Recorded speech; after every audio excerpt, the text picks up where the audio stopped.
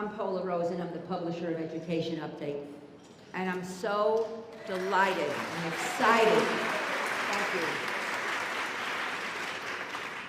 I am so excited to welcome you to the stately environs of the Harvard Club. Trophies, medals, Tonys, Oscars, sports figures, Hollywood and Broadway actors, even horses and dogs get awards. Somehow, they forgot about the teachers and the administrators in our schools. Our society prizes entertainers and athletes, but not the people who guide our students in their quest for knowledge needed for productive lives. You deserve an Academy Award, and you're getting it today. We're also honoring 3 distinguished leaders in education: Dean Gerald Ross of St. John's University, Joyce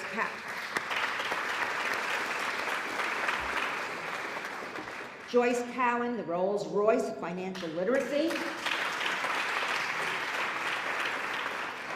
President Kimberly Cline of Long Island University, and our keynote speaker is Ernest Logan. He's the president of the Council of Supervisors and Administrators. Many illustrious leaders are here to pay homage to you.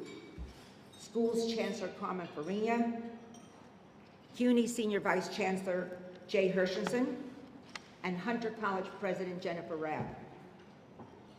And I was delighted when President Alan Kadish of Touro College said he would come. I don't know if he is here, but anyway, he may come a little later.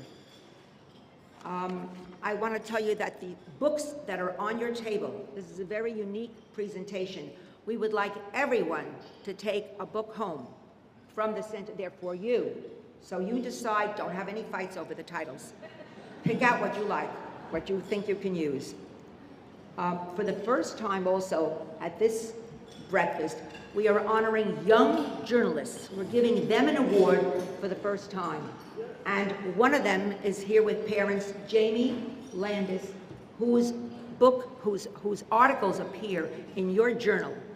And the other one is a young woman named Danielides, whose uncle is here, and she wrote a wonderful piece. So we want to encourage each year young journalists to share their articles and their thoughts and their research with us. I want to thank CUNY Television for being here. As always, they are wonderful. And our photographer, Andre Beckles. We thank Bob Isaacson. We thank Jay Hershenson for that. Thank you. So I'm going to start with Schools Chancellor Carmen Farina, who will present an award to Dean Gerald Ross. First of all, I would love to congratulate all the awardees and those who are here to honor them. There's no better group than teachers and teaching and principals, and you're all in one room, and that really makes me feel good because it isn't often you get treated to breakfast, never mind lunch or dinner. So enjoy this to the utmost. It's really my pleasure to be here today for Jerry Ross, mainly because he is a very unique educator. It's very easy, and with no insult intended to anyone else in the room, that when you get a higher office, that you stop thinking about what happens on the ground floor. And Jerry is a very unique educator in that he never forgets that the most important work happens in the classroom. Be it the college classroom, the school classroom, the classroom is the classroom. And I met Jerry a while back. I don't even remember how long it was. I mean, we won't even mention numbers. Because I had visited a school that had some problems. And I really felt that it needed a touch of professionalism. And I had met Jerry at the Dean's Roundtable. I used to host a roundtable when I was Deputy Chancellor. And I asked him, since this was a school in his neighborhood, if he would consider visiting. I should have known better, because visiting is just too light a word for what he did. He didn't take over, but almost. He actually created a committee of other professors from St. John's and actually went and basically sat along with the principal and over a period of time took a school that was bottom of the rankings in that particular part of the city and made it #1. And that was something that the principal to this day says was a unique partnership and really shows what universities can do when they partner. And partnering is a very different term than either taking over or directing. Partnering means you work alongside, you work with teachers, you work with principals, and I cannot thank him enough. I also thank him for his active leadership in the subcommittee of the PEP. Not an easy thing to do. He is really someone who loves the arts in a very special way and is going to continue to help us to move the $23 million that we just put into the city budget just for the arts, so to ensure that the arts are in every single school in the city. And also, like I said, we can't run this city without university, so the fact that Hunter and that Jennifer Robb and David Steiner are beginning, and with Lincoln Center, going to be doing a certification program for teachers who are presently teaching in residencies, but we want to make them fully certified teachers. It's all coming together. There's a synergy here that is really going to make it important. But I just want to end by saying that the other thing about Dr. Ross, I should have been more formal, is that he's also a unique human being. And I think it's really important to remember that while we lead institutions and we lead schools, that being a human being first does matter. And he is all that and more. So, Jerry, although I'm on my way to another graduation, I wanted to be here today to congratulate you and also to twist your arm a little bit to tell you your job is not finished. I have a special request to make to you later, and I expect you to continue helping us along the way. So thank you very, very much. Good morning. I asked the Chancellor not to leave until I say my first two sentences. And that has to do with how doubly disappointed I am this morning that she is the one who is giving me the award. The first reason for my disappointment is that she's already spoken for. And the second is I'm much too old for her anyway. But finally, in the Chancellor's office, we have a person who listens and who I could have used her words against her, knows what a classroom is at whatever level we teach. The opportunity we have in this room this morning, and I have 1 or 2 minutes in which to say something, is that among us is every constituency that has anything to do with the schools. What has not happened to this point is that the constituencies speak to one another and work together. We have millions of individual projects going on all over the city, but there is no systematic way of linking them so that the results are positive and lasting. The challenge that I would put before us this morning is to create a group of people representing every organization represented here to begin to talk about such a plan, borough by borough, school by school, so that all of us are not simply chasing where the money happens to be and exult in having received an award of $25,000 or $50,000 with 15 days in order to prepare your proposal. Children are worth more money than that and are certainly worth more thought. So this morning's event is a wonderful opportunity given the organization that is sponsoring the event and the fact that everybody here is deeply involved in the schools, as the Chancellor said, not looking from above, but actively working with school personnel. I am very fortunate. At my table are my colleagues, deans, department chairs, who have made it possible for me to receive this award today. That kind of teamwork spread around the city would yield enormous results. And now, as I said before, the Chancellor is in place who really gets that picture. We can't help but be successful. So thank you once again. especially since it comes from you, who are really all my family. Good morning. I think first we all owe a huge round of applause to our wonderful Pola, who I'm very happy to say is a occupant of Hunter College and part of our spirit. So Pola, you're amazing. And I want to thank Ernie Logan for all his work, but also just to give a big shout out to all the teachers in the room. So you are the people who make it all possible. You do the hard work, and you never get enough thanks. So to our public school teachers. And I just have to ask, because I'll be doing my job, how many Hunter alums in the crowd? Okay, good. So, and you're all paying your alumni dues. I know that, right? It is a great privilege to be here today to present Joyce Cowan with an Outstanding Educator of the Year award.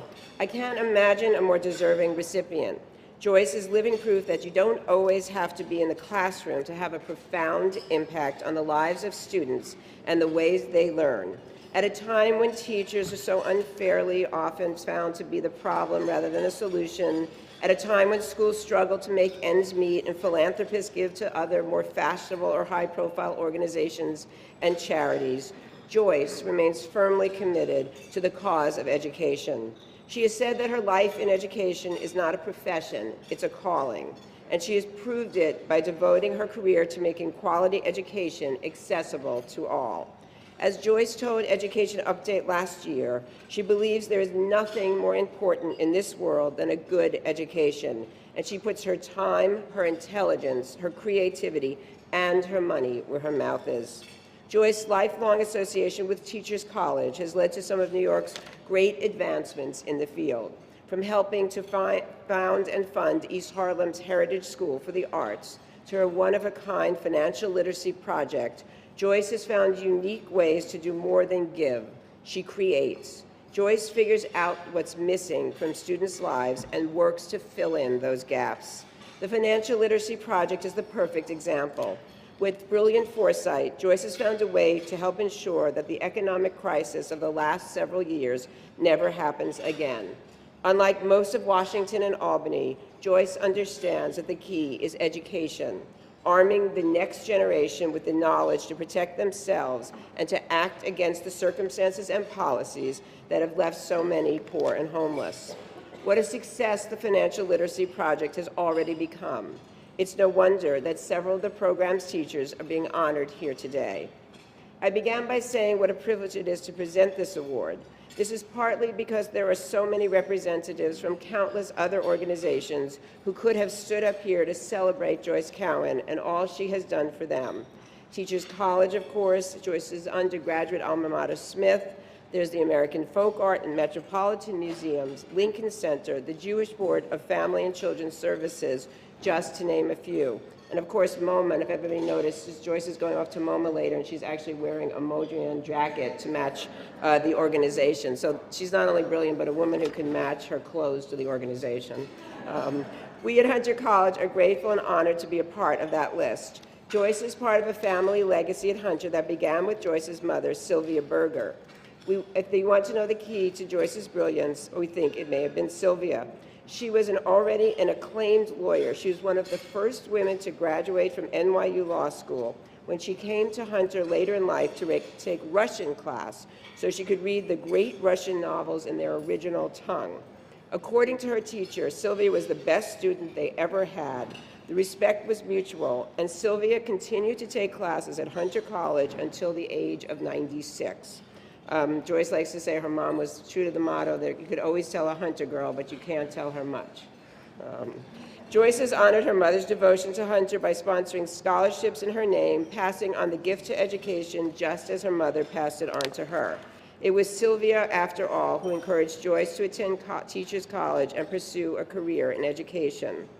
We can't let this opportunity pass also without mentioning the other great influence in Joyce's life, her beloved late husband, Daniel Cohen. An esteemed businessman and philanthropist, Daniel was also an avid collector of photography and art. Joyce has extended Daniel's legacy by lending pieces from his collection from exhibits and even publishing a book called An Original Eye, a portrait of Daniel Cowan. Joyce, I know Daniel will be unspeakably proud today.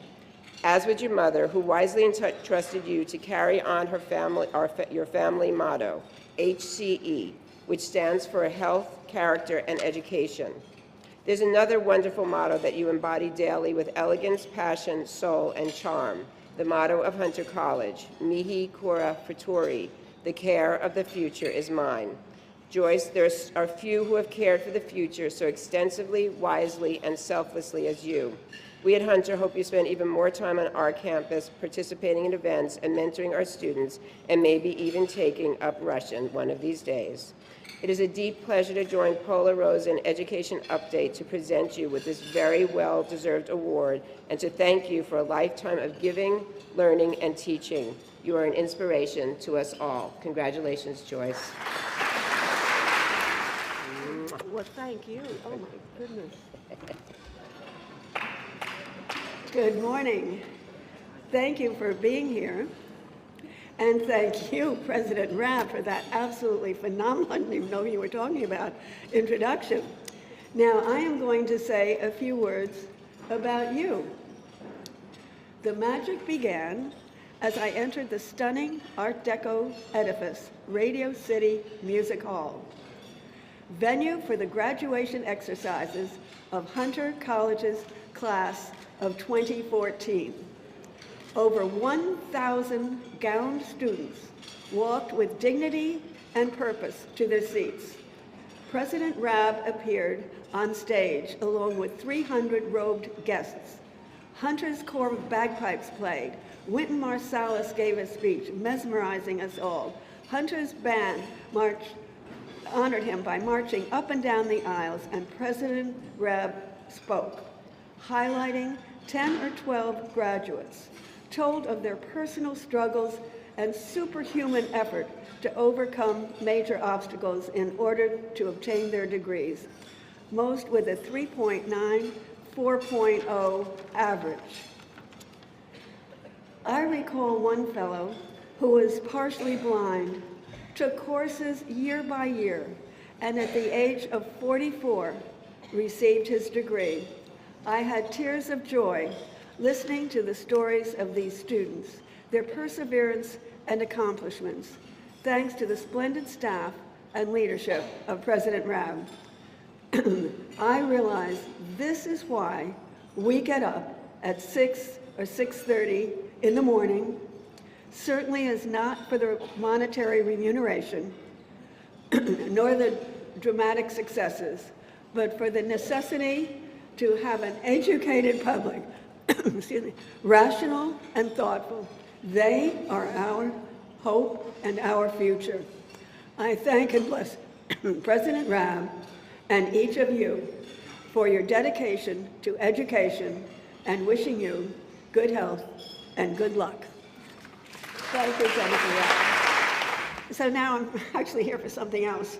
I have a financial literacy program, and my main interest throughout my life has been the arts and humanities, starting in my late 20s as head of the Child Development Center in New York City, and continue through today, but you've heard enough of all that. So, cutting to the chase, in 2008, I kept reading about good, hard-working Americans being snookered by the likes of countrywide salesmen on the West Coast, and I was absolutely infuriated and decided to do something positive. It dawned on me that these folks had not received any education in finance, nor learned the red flags to look for. As you recall, the subprime mortgage debacle brought this country to its knees. When someone has worked so hard their whole life and has shown the house of their dreams, only 2% mortgage, $10,000 down, how could they refuse? How could they refuse?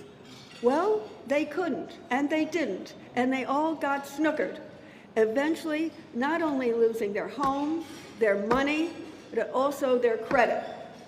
2008 to 2010 was a road of discovery for me. I spoke to numerous people with money and connections who all thought funding a financial literacy program was a superb idea. Go for it, they said, with sealed wallets. However, once I started talking to Pola Rosen, guardian angel of my project at Teachers College, and stellar publisher of Education Update, we were on our way. At Teachers College, we found a fabulous professor, Dr. Anand Murray, who understood totally what we were looking for, a format to teach teachers for credit and financial literacy so that they, in turn, could teach in the high school classroom. His program includes banking, borrowing, credit, investing, student loans, etc. It was launched on July 9th, 2013, and has been referred to as the Rolls-Royce of financial literacy in teaching teachers. It is stunning and inclusive, was heartily approved by the Education Chancellor Dennis Wolcott of New York City and New York State Secretary of Education John King. Now, financial literacy is a buzzword. At Teachers College, we have several large universities coming this summer. We are not only the Rolls-Royce, but we are on a roll. To prepare students for the future, the overwhelming burden of debt will never happen to them. They will not have any problem, hopefully, with that. And this is so current. This problem I brought, and I'm sure you saw it. It's a cover story of the New York Times Magazine section this past week.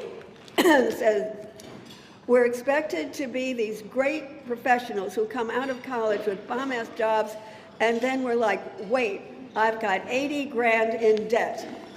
This is it. This is what we live for, to help and eradicate.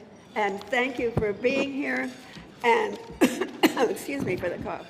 We will continue to be, and I'm determined, with Pola by my side and in my corner, we will continue to be successful, and hopefully we will be online nationwide very soon. Stay tuned. Thank you. Good morning, everyone. You know, when I walked into the room, once I got past the elephant head, very difficult. I come from an Adlai Stevenson household. But I looked around the room and I saw stereo chancellors, right? The Chancellor of the Board of Regents and the Chancellor of the Department of Education. I saw educators from every level, the President of the Council of Supervisors and Administrators. I saw teachers, administrators, principals, former teachers, administrators, principals, President Evanback of Gutman Community College, the President of Touro, the former President of Borough Manhattan Community College and Bank Street, Gussie Kapner, members of the Board of Regents, former members of the Board of Regents like Charlotte Frank, the former Vice Chair of the CUNY Board of Trustees. I could go on and on and on. The former Commissioner of the New York State Education Department, David Steiner. What individual could bring together so many educators in the morning to celebrate the importance of education? There is no individual who could do that except one, Pola Rosen.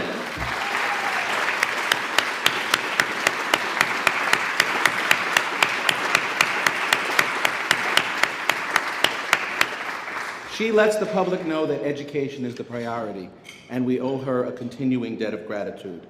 I also want to mention Eric Nadelstern, because in the whole room, he's the person I know the longest on the planet Earth. And other than my family, and it's really family, and of course he's running the Principals Academy at Columbia Teachers College.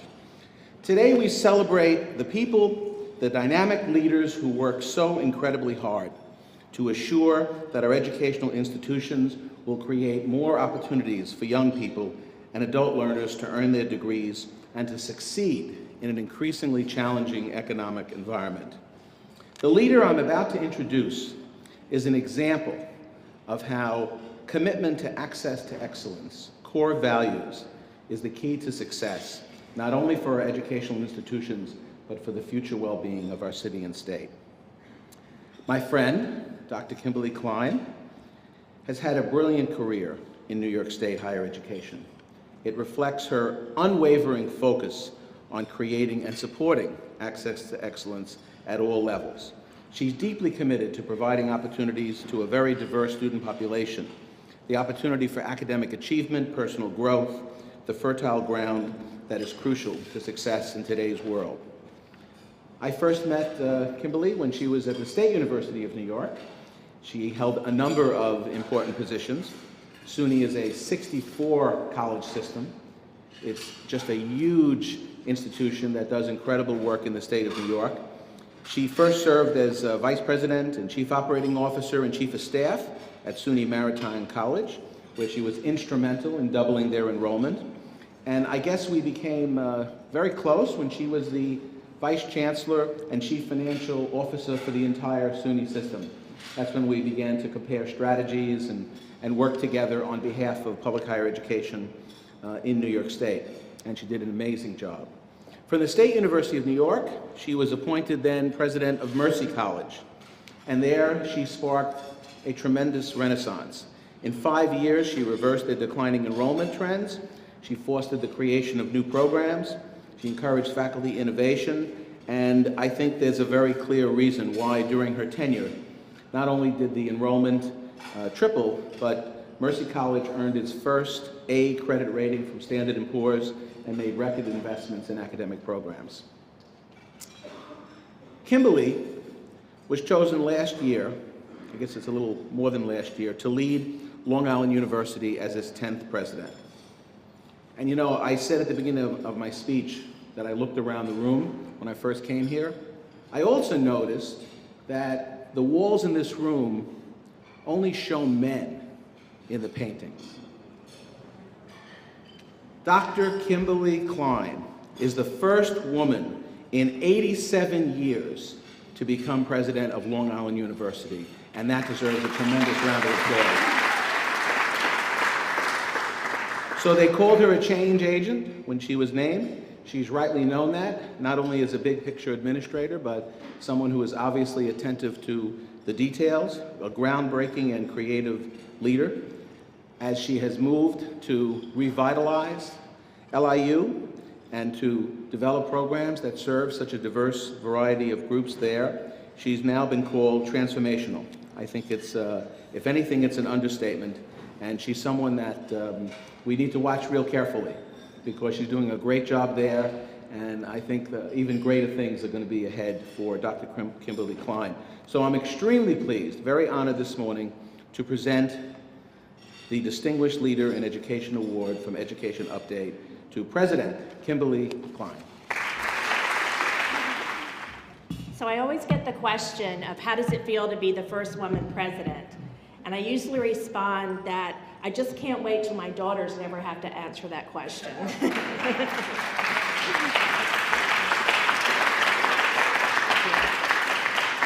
So thank you so much for this award. I mean, I'm humbled and a little overwhelmed. And I'll share with you that I didn't start my career in higher education. I was recruited out of the University of North Carolina. Obviously, I'm not from New York. After 30 years, I haven't lost my accent. But to a Fortune 500 company. And I felt like I drank the Kool-Aid and I was on my way to be a CEO at some point.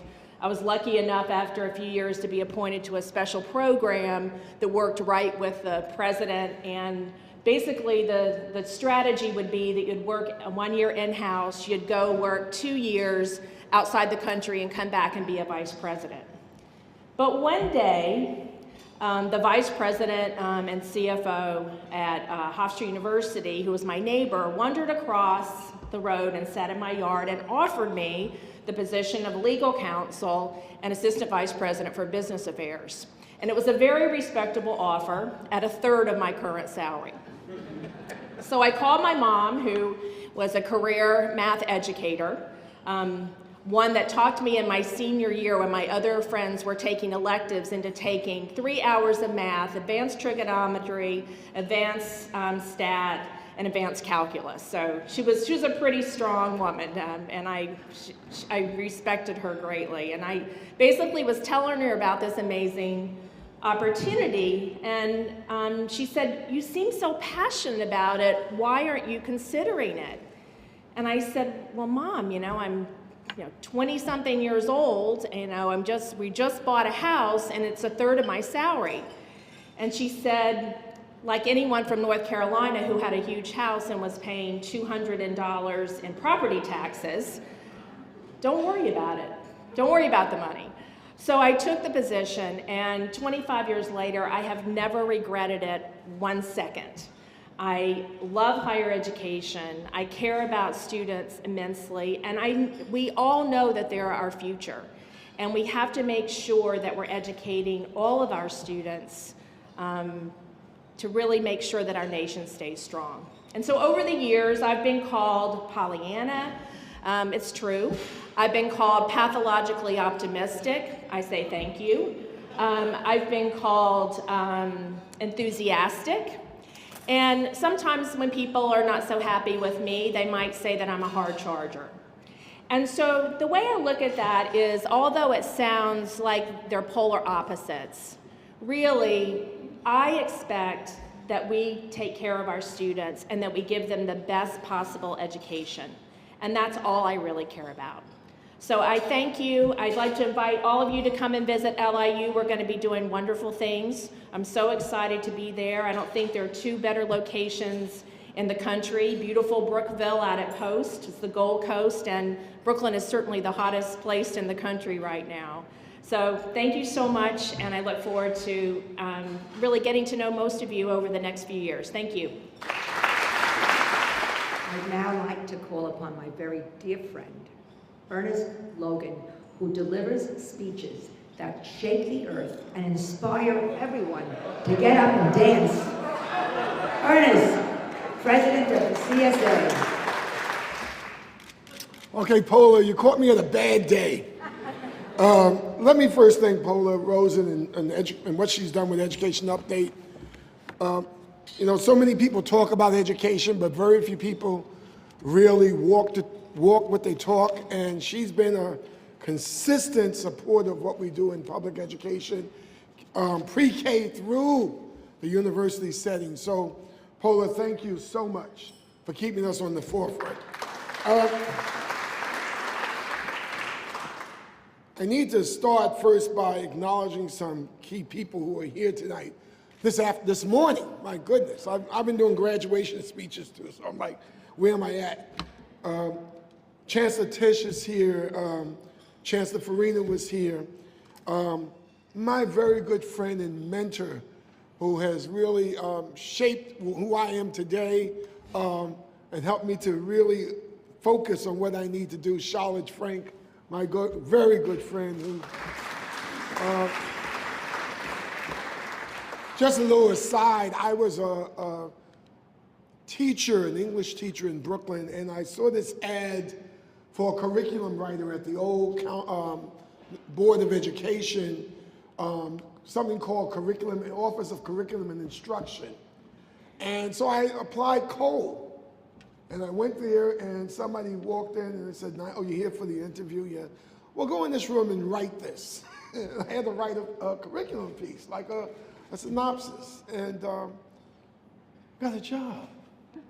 And it was just weird that here I was moving from a classroom teacher to a curriculum writer. And through Charlotte's work, we did some phenomenal things in education and writing and curriculum. So I just need to thank you. Let me just also acknowledge the honorees. President Cline, we've met a couple of times, and sometimes we intersperse from Mercy, now at LIU, and it's wonderful to have you in Brooklyn, my home borough, because we are indeed hot. Joyce Cowan has done things in financial literacy, all about supporting schools and really making it work. And the WISE program has been taking off, and we're going to expand it and get it more and more and more, and really be that Rolls Royce of literacy that we need to have. It should be embedded, and I've always thought about it at the middle school level, and that's because I'm a middle school guy. But we can take it down a little lower. But I think we need to really talk about financial literacy. If you talk to our children, our young people today, they're spending an enormous amount of money on things that disappear within a month's time.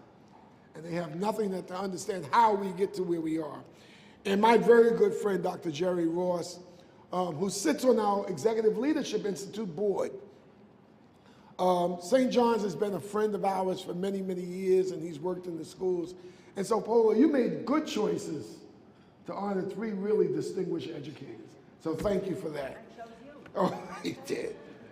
Let me start. We might be living in somewhat of a watershed moment in education, but I'm not so sure we really recognize those moments when they actually happen.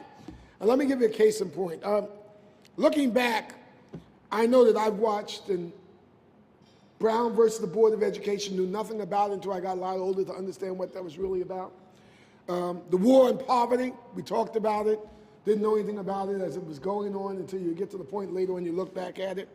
The Back to Basics movement, those of us in education have been around a while, we know that was a biggie for us. We thought that was it. Somebody talked about a nation at risk, and we started talking about how do we ramp up our educational pieces so that we can start the reform movement. The hip-hop generation, people were talking about hip-hop, we thought it would die, rap would die, it's still around, everybody's rapping. And then we got to the Common Core. So we go through all of these moments and we don't really focus on them as we're just living them in the moment. Another watershed moment in education might be happening right now, alongside the introduction of the Common Core. And that is the Universal Pre-K program and the movement behind it. Here I have to tip my hat to Mayor de Blasio. There were universal pre-Ks in other parts of the country like Oklahoma, and they were actually getting it rolled out in 1980. That's when they really started it. But until Bill de Blasio's mayoral campaign, it wasn't part of the national conversation. Now I need to let you know that it was part of my conversation 14, 15 years ago when I really started getting involved with the union, traveling around to schools and realized that our elementary schools needed to have something that was preparing children to come into kindergarten into first grade. And we started talking about it, and full disclosure, I represent directors and assistant directors of city-funded early childhood programs. And they've never been babysitting places. These are young men and women who graduated at the premier place, Bank Street. Many of them were going through Bank Street for early childhood education. And ever since Bill de Blasio campaigned on the promise of bringing universal pre-K to every child in New York City, it seems to be on everyone's lips around this country. You go anywhere in the country and people are saying, well, how are you doing with universal pre-K? How are you doing with universal pre-K? I need to tell you, when he was a candidate for mayor, that was not new for Bill de Blasio, universal pre-K. Goes back to his days as a city council member in Brooklyn, goes back to his days as a public advocate. Bill de Blasio always talked about universal pre-K. Where I disagreed with him was how is he going to fund it? And I used to tell him, you don't have to tax anybody else. Look into that $25 billion education budget, repurpose some of those funds, and start it so it becomes sustainable. I think we're still on that point. We agree, but I think we can do that. It could help if we could prepare children for the Common Core. And then we wouldn't have this craziness that we hear. Children are not prepared. It would move more of our students toward college and career readiness and help change the heartbreaking feeling that we sometimes get that our schools are pipelines to prison. It could help increase parent engagement by conditioning parents to be more involved in the early years. And those of you who remember Head Start, that was a huge component of the Head Start program. And as soon as we dropped that component, we started to see that drop off. That's when parents were involved. When you put your child in Head Start, you had to be part of the parent component. You had to show up for parenting classes. You had to get involved with training. It can help us improve our practice for the years beyond pre-K and fight for the funding to do the things right throughout all the grades. Let's think about the typical 5-year-old from a low-income environment with 2 parents, with just one working multiple jobs and looking after more than one child. The parents are usually not well-educated, not readers, not clued in about child development. Those 5-year-olds arrive in our classrooms with subpar vocabularies and poorly developed social skills that often leave them in the dust for the rest of their school years. Whether you're an elementary, middle, or high school educator, you recognize them right away, and you do your best to help them move along. But you know your best is not enough because you met them too late. Universal pre-K makes a huge difference in the lives of these children. When the mayor landed $300 million to kick off U-Pre-K in New York, the New York Post was disappointed. They started complaining that there's no proof that early childhood education does any good. You would have to be a total stranger in the land of education to believe the New York Post about most things. You've all watched 3-year-olds and 4-year-olds in a learning moment. You've seen the way they vacuum up knowledge. Sure, gains that children make in good U-Pre-K programs can disappear if they don't go on to a strong kindergarten, first, and second grade program. However, there's just another reason for you and me to lobby for additional funding for those later grades. In terms of academic achievements, the benefits of U-Pre-K are both short-term and long-term. Let's talk about some of that. Let's think about vocabulary. A report from Harvard's Center for the Developing Child says by age 3, the children of college-educated parents have vocabularies 2 to 3 times larger than those whose parents have not completed high school. The goal of U-Pre-K, of course, is to provide all children with the equivalent of that better home environment. And it was interesting, just the other day, a group of pediatricians talked about parents reading aloud to their children from the time of birth. Everybody's getting into this. You hear this message going on that we need to all ramp this up? Mathematical skills show gains that are actually long-term gains. A study from the National Bureau of Economic Research shows that model pre-K programs boosted math scores for low-income kids as late as the 8th grade. That same report also linked the pre-K experience with long-term gains like college graduation. In terms of motor skills, you don't need to read reports. For any of us who've watched children in the preschool environment, we've seen it with our own eyes. A little boy refining his motor skills as he learns to use that pencil. Girls and boys playing with finger paint, clay and sand, developing large and small muscle skills and eye-hand coordination. A little girl developing her skills by working with blocks. Children playing together, refining their social skills instead of clobbering each other with the blocks. When you think about these things, you can't help leaping to the social and economic benefits of the U-Pre-K experience. As educators, you and I instinctively know what these benefits are. But it's reassuring to quote an expert, always like an expert. I usually quote the Nobel Prize-winning economics James Heckman, who made a study of pre-K and came to the conclusion that it pays off 1, lower social welfare costs, and number 2, decreased crime rates, and number 3, increased tax revenues. I always throw that in case there's some business people in here. They always need to know that what's the bottom line, what's the return on investment. Many studies back him up. The NBA study found that publicly financed pre-K will reduce the segment of the population that would live in poverty in the long run from about 36% to 29%. The Harvard study showed that society sees $4 to $9 return on every dollar invested in early childhood programs.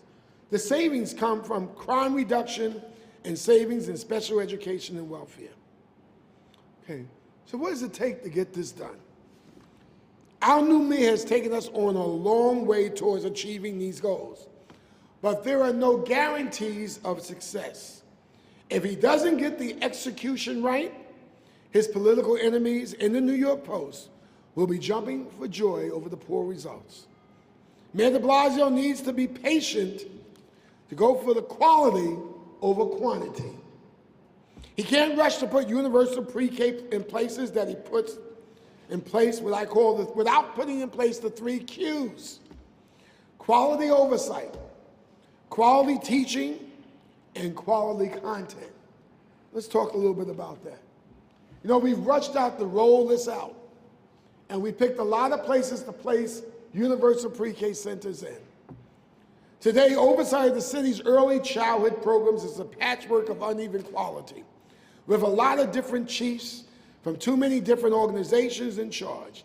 Developmentally appropriate teaching and learning occurs in only some sites. Hopefully, the mayor will make sure that the responsibility will be placed squarely in the hands of the educational chancellor, Carmen Farina, and the Department of Education so that they can set real and consistent educational standards. Quality teaching.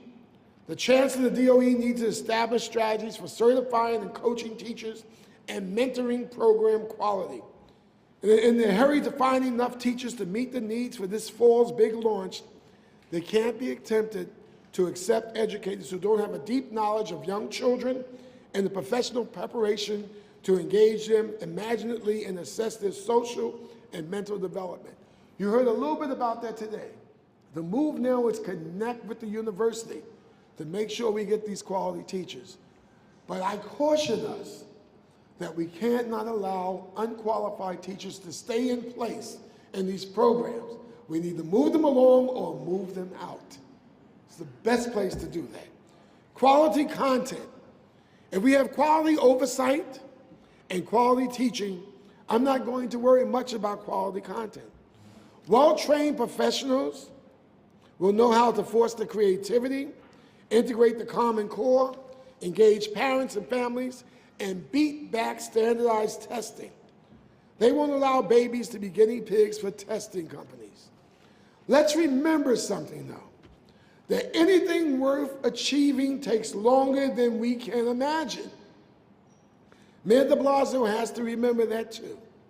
And we have to remember for his sake, in case he forgets. When certain politicians and certain parts of the press and the critics start to attack him for not achieving miracles overnight, we education experts, those of us in this room here, have to stand up for him and say that education miracles don't happen overnight. There's a process to that. If patience and determination lead to an excellent universal pre-K program in New York City, we could become the model for the nation. Think how proud we'll be of that. Thank you.